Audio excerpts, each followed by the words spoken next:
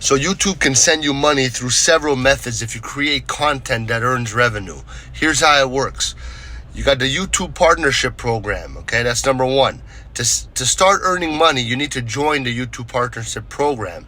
You must have at least 1,000 subscribers and 4,000 hours of watch time in the last year. Okay, so it counts the last year. Number two, ad revenue. Once you're part of the YouTube partner program, you can earn money from ads shown on your videos. So like maybe you saw an ad before this one. YouTube places ads before, during, and after your videos, and you earn a small share of the revenue generated from those ads. Number three is channel memberships. So if you have enough subscribers, you can offer channel memberships, allowing viewers to pay monthly fees for special perks like exclusive content or badges. Okay?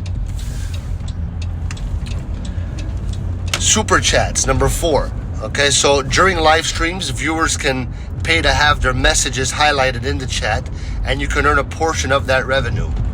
All right? Number five, merchandise sales. So you can have a shelf that promotes your merchandise directly on the channel and earn money from those sales.